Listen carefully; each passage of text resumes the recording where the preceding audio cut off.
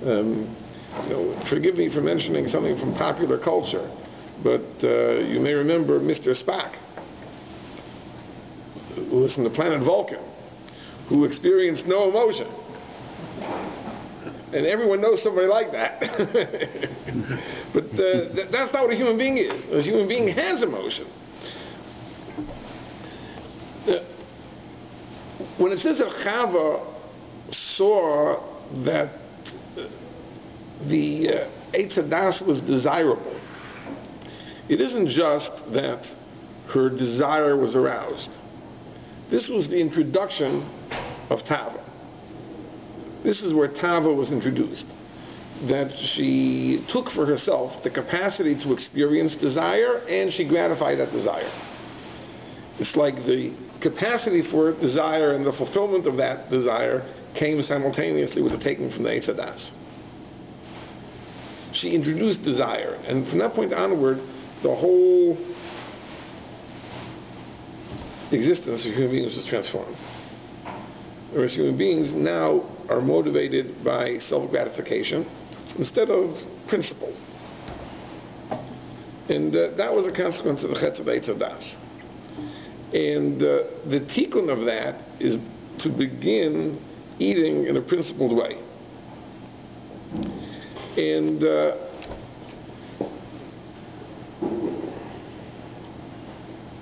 it's easier said than done. Because most of us do not eat in a principled way. But most of us eat what we like.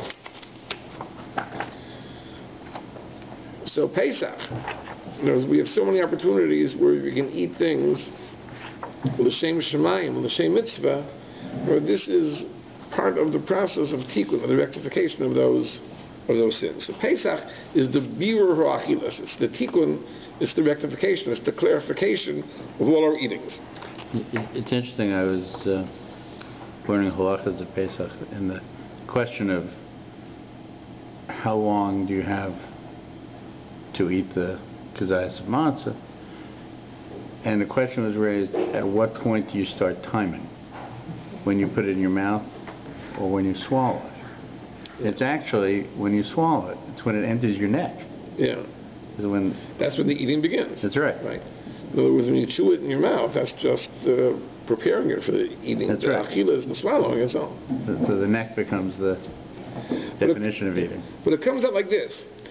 And part of that principled eating is that what you allow yourself to eat is not motivated by desire, but it's motivated by principle. So that's what the whole idea of a chumrah on Pesach is. And you think about it. In other words, you have a food. It's really desirable. It looks tasty. It's geschmack. And all of a sudden you discover, but wait a minute, it was cooked in the wrong pot, and maybe something got mixed in, and maybe the hechsher is, I'm not going to eat it. Right? The conducting of oneself with these chumras really is the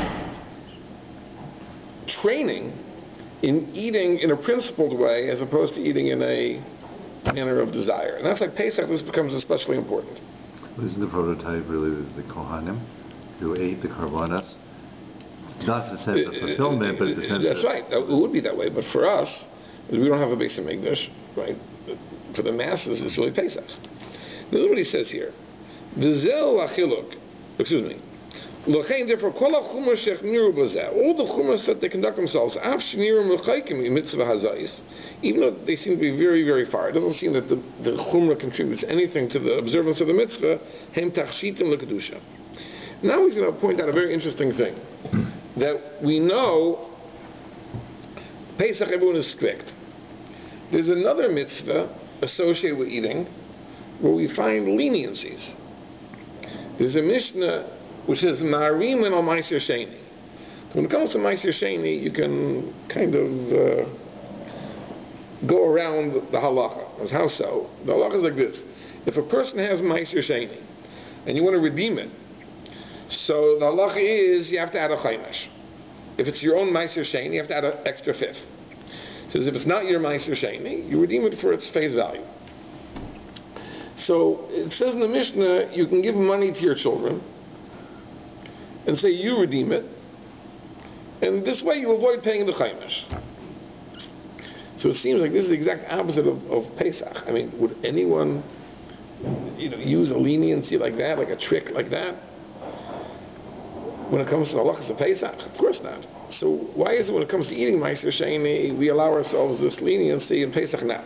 So this is what he explains. V'zel achiluk. And this is the difference. Sheb Meiser Sheni mefarish marim Meiser Sheni. But Meiser Sheni says explicitly you can make a trick on Meiser Sheni. Pesach nachmir kol kach. So what's the difference? So he points out an amazing thing. Meiser is associated with wealth. Aser ta'aser. What do Chazal say? Aser b'shvil shetis asher.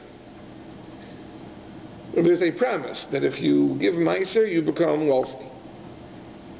So Meiser is a mitzvah associated with wealth. Hainu. That means shemitzvahs Meiser shein. We'll find this. Hu l'man yivarechacha. It's in order to receive God's blessing. Aser b'shvil shetis asher. And therefore, lavush mitzvahs Hashem yizbarach bazeh. The lavush of this mitzvah, who gam came b'ashiras, also is an opulent, wealthy way. V'adin nosin, and it makes sense. She'asher einu medaktek kol kach. Rich people aren't so precise. Umavato od midilei. They're really generous. V'afilu adei is a siba mechad oslo avla, and even if it happens that someone steps on your toes, einu medaktek imo. Rich people aren't so precise. And they justify the person. And that's why Chazal say you can make a trick on Meiser Sheni. Let's just read it and explain it. But on Pesach, the mitzvah is to limit yourself. Matzah is called is the poor bread. But Chazal say that's why the matzah is broken, because it's the way of a poor person to eat half a loaf. If so, levush kedushas mitzvah bozeh. The levush of this mitzvah is ledaktek after chutasayir, to medaktek down like the thickness of a hair, like a poor person is medaktek. We'll explain this.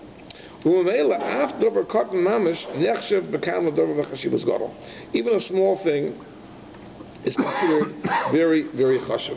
Let me explain this. I'll give you a marshal. Like, I'm not a rich person. I don't want to say I'm a poor person, but I'm not a rich person. My wife is poorer than I am. Because even though I don't have money, but I think like a rich person, my wife faces the reality. So I'll give you a marshal. So we're invited to a simcha. And last minute, something happens, my wife can't go. She will always call the person and say, listen, I'm sorry, I can't come. Really, you shouldn't go to the expense of having a place for me. The person could be the biggest zillionaire, right? But they're going to spend, $20, $30, $50, for a place for me, which I'm not even going to eat, right? So you shouldn't do that. Look, I don't want to hang my dirty laundry in public, but those types of things, I don't know if I would do. They're spending so much money. If I am there, they'll miss me. Don't miss me. But in other words, but an ani is medaktek. Small things are very, very important, and it could be that the aniyim even think that undoubtedly they're important to the ashirim too. In other words, money is money. A person has money, right? I remember one time when I lived in California many years ago, I used to give a shir Motzei Shabbos, and there's a group of couples. They asked me if I would give a shir Motzei Shabbos for them. This became the big thing. Saturday night, instead of going out, they'll go to a shir. So husbands, wives, so they asked me to give a shir. So I said like this, that I'll give the shir under one condition, that it could be in my own house. Because it was so hard to get a babysitter and this and that, this way, I'm home, they'll come. And they said, fine. But one time, I don't remember why, it was at the house of one of the people there. Now, in this group, there were some people that were fabulously wealthy, and there were some people that were of very, very modest means. And the shiur happened to be in the house of someone who was, wasn't poor, but he was a very modest person. But there were people that were fantastically wealthy in this group. And they're having a conversation about some home repair that needed to be done, right? And the person who lived in the house says, they need to repair this thing, and it's, so the zillionaire says, I'll send you my guy. No problem, I'll do it. He'll sand everything down. I'll redo all the cabinet. And it didn't even dawn on him that this is the type of thing that this person would never consider doing. In other words, the Ashirim think that everyone thinks like them, and the Aniyim think that everyone thinks like them. Pesach is lechem oni. Now, this is a very serious question. The Torah says you eat lechem oni. It's a pasuk in Parshas Re'eh. What is the idea of the matzah should be lechem oni? After all said and done, if you remember last time we talked about this, we touched on this, that the Gemara is mashma that matzah is a sign of chayrus, a sign of the swiftness of liberation. The hispik b'tzeikim shlo v'sim al hachmetz. They didn't have time to allow the dough to rise. So really, it symbolized the swiftness of the geula. That's what the Gemara says. Matzah tzarech haseba. When you eat the matzah, you have to recline because it symbolizes the chayrus. So what is the idea that it's lechem oni? So we mentioned the Ramban, the famous Ramban. The Ramban is so famous, we said last week, that everyone assumes that it's Pashut, as the Ramban says, but the Maral, in fact, asks in the Ramban, where in the world did he get this outlandish idea from? The Ramban says that there's a second aspect to matzah. The matzah also commemorates the very harsh conditions in which we lived in Mitzrayim. And the Ramban says, and the proof is this that we say in the Haggadah, Halach ma'anya diachalu avastan bar Mitzrayim. And that interpretation is so accepted that we assume that there's no other pshat. And the Maral asks in the Ramban, where did the Ramban invent this from? A new idea that matzah somehow is a commemoration of our enslavement? Where did he get that from? The Maral says that's not what it means, halach ma'anya. The Maral says poor bread simply means what we would say unenriched bread. You go to the store, right? There's enriched bread, Wonder Bread, right? There's enriched bread. They add minerals and vitamins. Right? If you want plain bread, so it's unenriched. Well, what does unenriched mean? Poor. Poor is unenriched. That's all poor bread means. Poor bread means that all it is flour and water. There's nothing else added. It's unenriched. And when it says halach ma'anid yachalu avasam bar Mitzrayim, it doesn't mean they ate it as avodim. It refers to the matzah they ate with the carbon Pesach the night before the Yetzias Mitzrayim. That's all it means, says the Maral. It's not the bread of affliction. It's not the bread of slavery. This means it's the unenriched bread with which they ate the carbon Pesach the night before the Yetzias Mitzrayim. That's all it means. How did you explain dividing the afikomen? What? The idea of dividing the afikomen is that the poor man saves. Yeah, I don't know how he answers that. Right. It's a good question. I don't know. The doctor, Shalom Proust, I don't know how he understands that. But I'm just pointing out that the Ramban's pshat is a chidush, meaning there would be an alternative, but it's so pashut, it's so ungenommen, so accepted, that it's virtually a universally held idea. But it's a Ramban. But there's another pshat. And Sefer Chasidus, another pshat in the whole idea of lechem oni. The idea is like this: the difference between an oni and an ashir is that an ashir, a rich person, what he has is his. He's earned it, he saved it, it's really his. An oni, everything he has, he is being given by someone else. He has nothing of his own. He has no assets, he has no money, he has no savings. He's living from other people's generosity. So that's lechem oni. That's how a Jew has to see himself Pesach. In other words, when a Jew savors his freedom, Pesach, he understands that this freedom was given to him as a gift from the Ribbono Shel Olam. We were undeserving of it. We did not really have the schus to redeem from Mitzrayim. It was HaKadosh Baruch who took us out, and we're like aniyim. We're given a gift. We're given a gift. And therefore the bread we eat is lechem oni. We see ourselves as being poor people, people that are undeserving, people that have nothing of their own. And therefore all the symbolism of matzah relates to poverty. Darker only the prusa, that it's broken like a poor person. And that's the idea of lechem oni. Not so much to commemorate the previous enslavement, as we discussed last week, but the point of the fact that what we received that night of Pesach, the Yetzias Mitzrayim, really was something which was fundamentally undeserved. But we are fundamentally poor people. Yeah, question? How does he compare the eating of matzah to Marim Matzah Sheni? So, there's another Isser in matzah, which is Balira. That is similar to the Marim, not the eating. No, so in a second. So therefore, when we eat matzah, we eat as aniyim. So he says that the derech of an ani is to be medakte.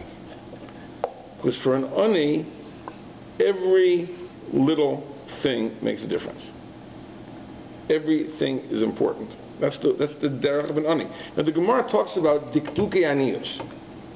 The Gemara says there are three things that drive a person insane. And one of them is dikduke aniyus, right? The precision of poverty. The dikduk. It's not the poverty per se, right? It's the cheshbonos that the ani makes, right? Can I afford this? Can I buy this? What's going to happen tomorrow? Those cheshbonos drive the person crazy. That's dikduke aniyus. It's maver midaita, the Gemara says. And there's a truth to that. But if Pesach we are all aniyim, right, we understand that everything we have is undeserved. So when HaKadosh Baruch Hu gives us mitzvahs to do, right, it's not like, listen, God's a nice guy, I'm a nice guy. We can, we're pals. We can, if I cut a corner here, cut a corner there, we're fine. There's a dikduk mamesh. There's a precision, everything is exact, down to the last detail, down to the last crumb, the last molecule, because that is the way of aniyus, that is poverty. It says, Ma'aser Sheni is something else. Ma'aser Sheni is really a mitzvah of Aser B'Shoshet Asher.